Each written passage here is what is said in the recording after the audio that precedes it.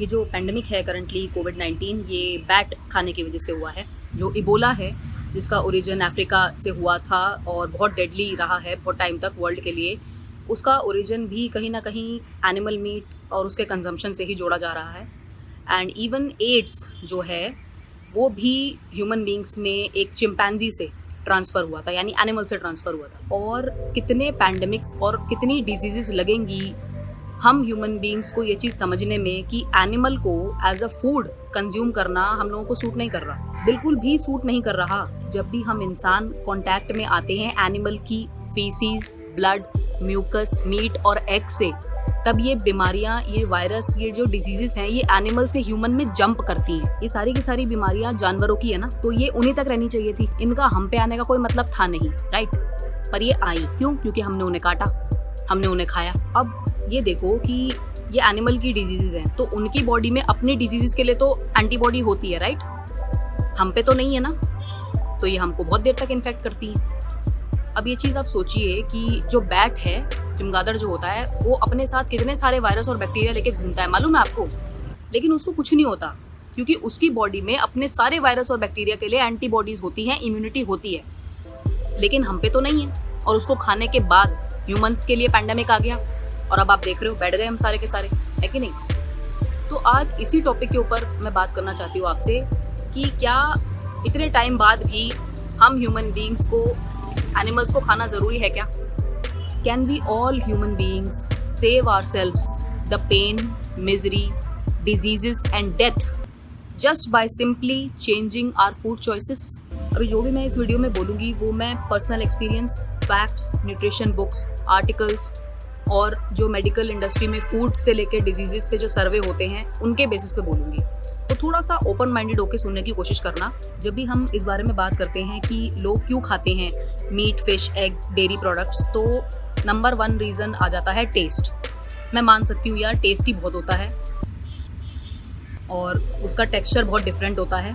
जब भी हम उसे खाते हैं तो एक अलग ही तरह का सेटिस्फैक्शन मिलता है। मैं भी खाया करती थी टेस्ट के लिए and I totally accept it. But बाद में मैंने ये चीज़ सोची कि हम उस चीज़ को टेस्टी बना रहे हैं। एटलीस्ट हम इंडियंस तो मीट वगैरह को, एग को टेस्टी बनाते हैं। हम उसमें घी, तेल, मक्खन, मलाई ये सब ऐड करते हैं। हम उसे फ्राई करते हैं, बॉईल करते हैं और बेक करते हैं इन चीज़ों को, तब जाके ये टेस्टी बनती हैं। तो ये सब करके तो कुछ भी टेस्टी बनाया जा सकता है। जो इन चीज़ों का ओरिजिनल टेस्ट है, जो अंडे का, मांस का जो ओरिजिनल स्मेल है, ओरिजिनल टेस्ट है, वो खा सकते हैं आप? नहीं खा सकते आप। अब सेकंड रीज़न जो आता है इन चीज़ों के कंजम्पशन के लिए वो होता है न्यूट्रिशन।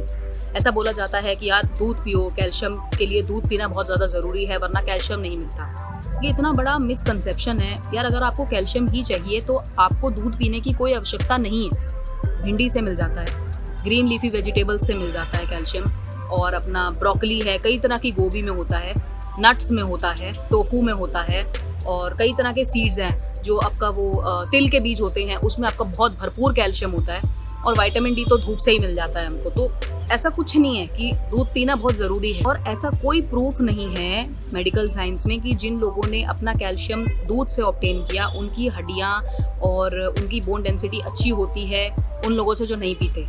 बल्कि उल्टा ही पैटर्न देखने को मिलता है। हैरानी की बात है कि जिन बंदों ने अपना calcium intake, vitamin D intake फल सब्जियों से ऑब्टेन किया, उनकी बोन डेंसिटी, उनकी हड्डियाँ ज़्यादा मजबूत पाई गई उन लोगों से जो डेयरी कंजम्पशन करते थे। बताइए। फिर कुछ लोग कहते हैं कि हम तो यार एग और मीट जो है वो प्रोटीन की रिक्वायरमेंट के लिए खाते हैं बस, क्योंकि प्रोटीन बहुत ज़रूरी है बॉडी के लिए। तो ये सब खाने की ज़रूरत नहीं है अगर आपको प्रोटीन ही चाहिए तो सोचो, जिस जानवर का आप मीट खा रहे हो अपनी प्रोटीन रिक्वायरमेंट पूरी करने के लिए, उस जानवर को अपना प्रोटीन कहाँ से मिला?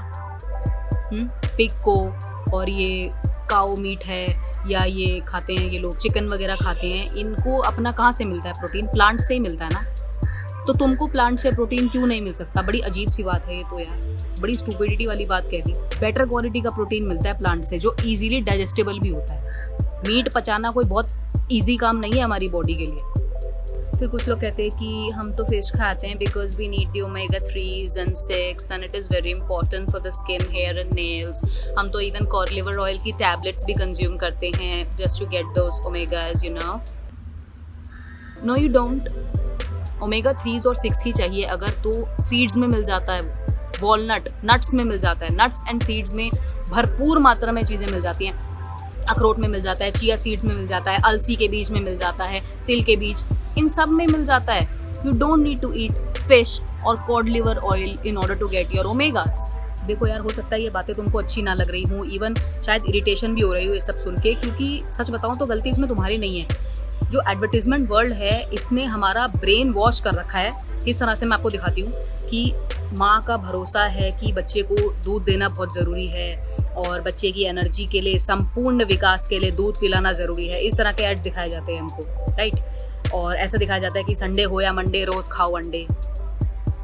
जो मीट है, मीट का प्रचार तो बॉडी बिल्डर्स वगैरह करते हुए दिखाई देते हैं, लेकिन यार सच बताऊँ तो being in the fitness industry, being a personal trainer, और नहीं मानते मेरी तो गूगल कर लो यार, ऐसे ऐसे बॉडी बिल्डर दिख जाएंगे जो प्योरली वेजिटेरियन और वीगन डाइट्स पे इतनी तगड़ी बॉडी बना के बैठे हैं कि तुम्हें खुद लगेगा कि तुम्हें नॉन वेजिटेरियन फूड सोर्सेज की ज़रूरत ही नहीं है इतनी बढ़िया बॉडी बनाने के लिए। कई ऐसे एथलीट्स हैं एलीट गेम्स में, मैं छोटे गेम्स की बात नहीं कर रही, क्रिकेट, फुटबॉल, एलीट गेम्स में कई एथलीट्स स्विच कर रहे हैं अपनी डाइट को वेजिटेरियन से वीगन की ओर। विराट कोहली के बारे में सुना है, सुना ही होगा, पता ही होगा।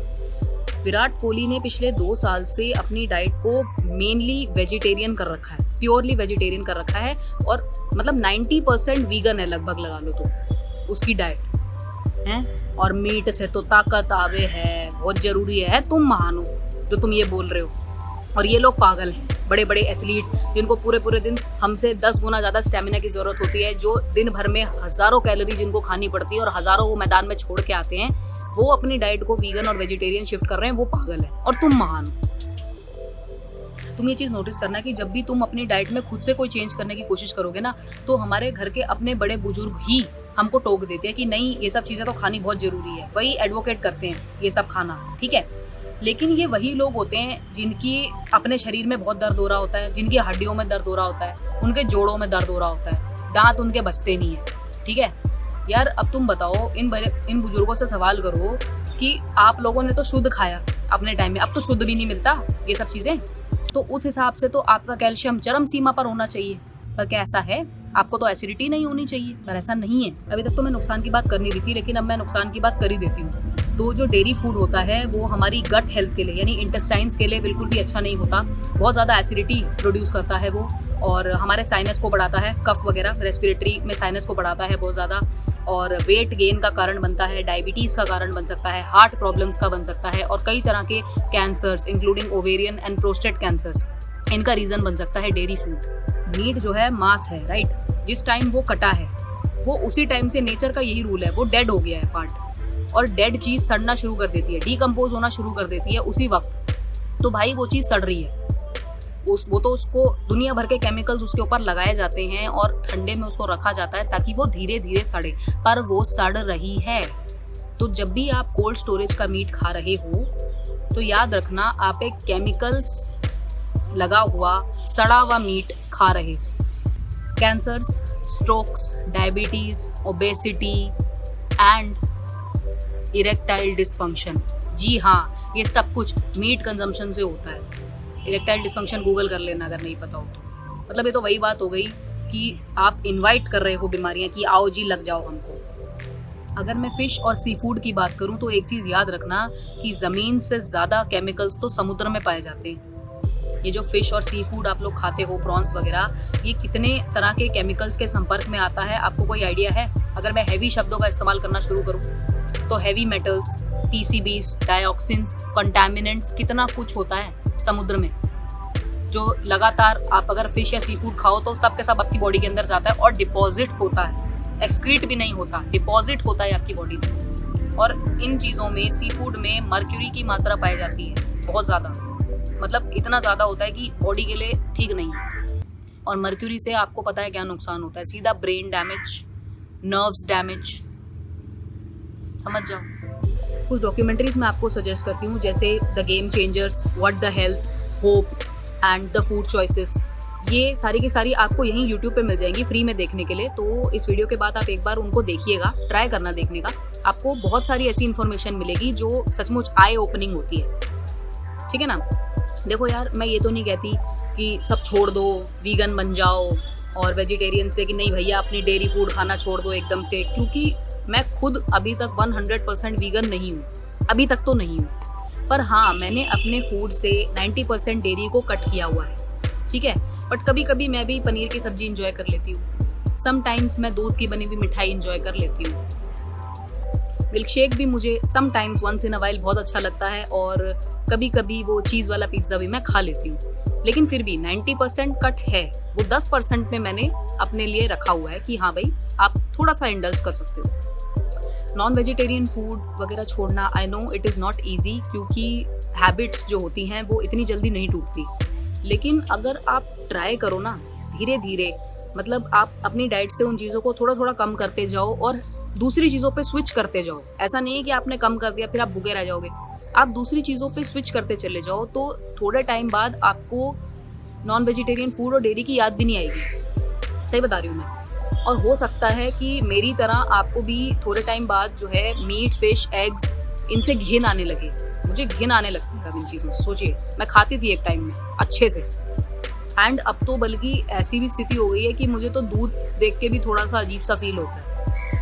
Me being a non-vegetarian person once in a while now doesn't like the smell of milk। और टफ भी नहीं है। सबसे अच्छी बात यह है कि आज मार्केट में बहुत सारे ऑल्टरनेटिव्स अवेलेबल हैं। अगर आप मिल्क नहीं पीना चाहते हैं तो मार्केट में सोया मिल्क है, आलमंड मिल्क है। अब अगर मार्केट में आपको एक्सपेंसिव लगती हैं चीज़ें, तो घर पे सोया मिल्क और आलमंड मिल्क बनाने की रेसिपीज़ हैं, यूट्यूब पर ही मिल जाएंगी आपको, ठीक है।